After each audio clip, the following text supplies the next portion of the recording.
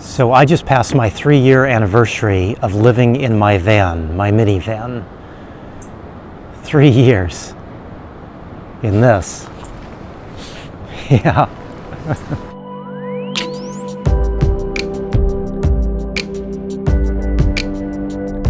So let's answer the big questions right off the bat here. One is, how long do I plan on living in a van? That's an easy one for me. That would be forever. I don't have any plans of making any changes, and I can't really envision anything that would change in my life that would make me want to go back to paying rent, back to paying more than half of my income for a place that I sleep in. I don't think I'd ever want to go back to doing that again. That's the way I feel now, 3 years in. The other big question I get a lot is, do I wish I had a high-top van? Do I wish I would have bought a high-top van? Am I going to buy a high-top van? And high-top van, whatever, high-top. Whatever it is about a high-top, yeah, do I want that? And no, I'm not sorry that I have a minivan and I've been living out of a minivan all this time. And no, I'm not sorry that I don't have a high-top van. And no, I don't really plan on buying a high-top van anytime in the future. I can't say that I can't ever envision not wanting a larger van. So I am open to, that sounded confusing, didn't it? I am open to a larger van at some point in the future, and I can envision there being things and changes in my life that would require me to have a bigger van. So yeah, I am open to a different van. At the moment though, changing vans right now is not in the cards for me, and I mean that both because of money issues, not that I'm struggling, but I like having an inexpensive van. As long as this van is running well and I'm not having any trouble with it. I've had very little trouble with it over the last 3 years. So I had 2 problems. They were both the same thing. I had 2 bad ignition coils. They were both replaced under warranty. That's the only trouble I've had with the van as of yet. So as long as the van stays trouble-free, I don't want to make any changes as far as my van is concerned. I'm happy with it. I'm comfortable in it.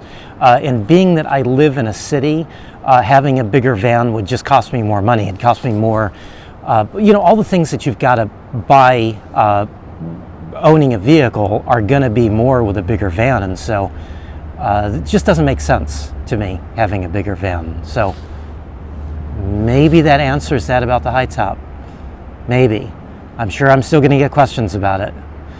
But yeah, I don't know if I'd ever want a high top, to be honest. But I mean, hey, if I were retired and I never had to set foot in a city ever again, yeah, maybe a high top would be nice.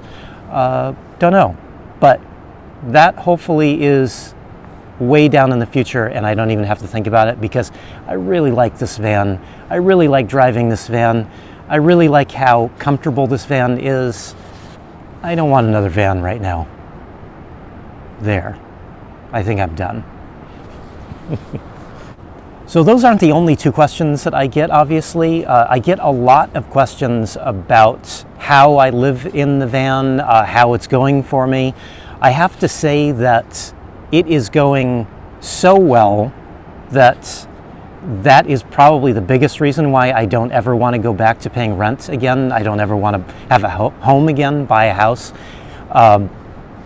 Everything just works well for me out of my van. So with that said, I have noticed, maybe it's just because I'm reflecting on the last 3 years, but I have noticed that there are a lot of misunderstandings about the van, how I have it set up, and how I live out of it. And I should probably do a better job of making more videos and explaining the little things that I do. Maybe that's part of it. I also think that we kind of get an idea in our head of what other people must be doing, how they're living their life and what they're doing. So some of the questions and some of the comments that I get have kind of led me to realize that there are maybe kind of two big misunderstandings about how I live out of my van. Now, being that it's a minivan, I usually say now I live out of my van. I don't live in it. I cook in it, I sleep in it, that's it. I don't spend a lot of time in the van. Unless the weather's really bad. We got stuck in really bad snow for Seattle area here this past winter, and I did spend a lot of time in the van just because I couldn't drive anywhere.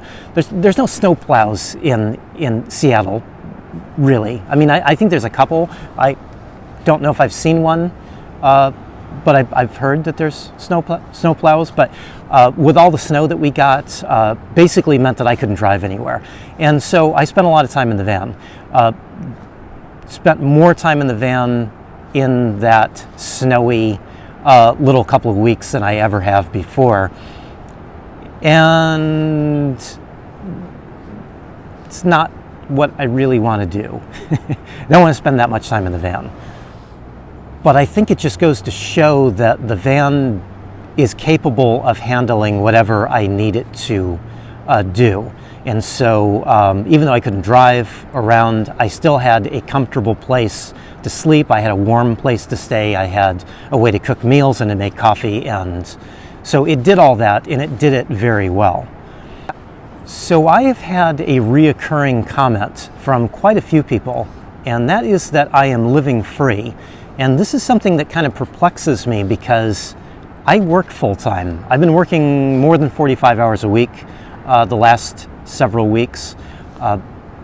That is not really what I want to do, but I have bills. And so in my mind, I'm not free because I still have a van payment. I bought the van brand new. I've got to pay it off. I still need to buy all the things that are associated with owning a vehicle. You know, I've got gas and insurance and tires to buy. I've got food, and I also want to do things that cost money. I want to take trips. I want to eat out occasionally. I want to buy food. I want to buy coffee. I want to do all these things that cost money. And so in that sense, you know, I'm not living free. I've got bills. I've got bills just like I did when I lived in a house or when I rented, and probably just like you do. So I had somebody ask me recently why I work full-time. Why don't I work part-time? And it's kind of the same thing. You know, I would love to be able to work part-time, but as long as I've got a van payment, and as long as I want to live comfortably, I've got to earn money. I've had some debt that I had before I started van life, so that means that until all these things are paid off, I got to work, and I got to work full time. I could probably get by working part time. Really, honestly, I probably could. But that would mean that I'd have to cut down on all the things that I enjoy. It would also mean I'd have to cut down on things that I need. You know, I need to make my van payment. I need to buy food, healthy food. And really, I want to do traveling, but I kind of need to do some traveling too. It's one of the things that really brings me a bit of calm and a bit of pleasure. And so if I work part-time, I wouldn't be able to do all those things. I'd probably be able to make my van payment, but I really wouldn't be able to travel. I wouldn't be able to put gas in the tank and tires on the van, and that is an issue for me. One of my goals with van life was to be comfortable. I spent a lot of years not being able to travel at all, not even being able to drive an hour to the ocean, because I couldn't afford the gas to get there.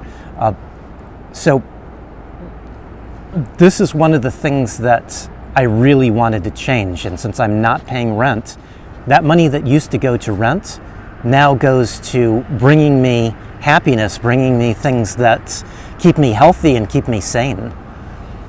The great thing about having this van and living van life is that I have been able to go to places that I would not have been able to go to or see if I were still paying rent. My goal in life is to live comfortably and to be happy. And van life, at least 3 years in now, I've kind of found that. Now, it's not perfect. There's little issues that go on with the van. One of the things that I've learned over the last 3 years is you have to just take what comes. There's times where I don't know where I'm going to park at night. There's times where things break on the van, and it can be really annoying and stressful if you let it get to you. But I think that if you're going to be successful in choosing van life, you have to just kind of let everything go and realize that there's a whole lot of good that happens with van life, and that you really just need to focus on the good and less on the bad, because there's a lot of crappy stuff that goes on all the time. I mean, if you're in a moving vehicle, if your house is a moving vehicle, it's going to break down a lot. Maybe not the van, but bits and pieces of things that you've got in it. And so that's the one thing that I think I really know now that I really have to keep in mind, is that you can't control everything. And if you are trying to be too controlling, yeah, you're not going to be happy, I don't think. At least I've found that for me. So hopefully a little more time in this van, and hopefully things keep being good for me. Like I said before, I don't envision anything changing anytime soon with needing a bigger van, with needing to make big, massive changes. I'm happy right now, and I just want to keep it going. That's it. So hey, thanks for watching, everybody. I really appreciate it.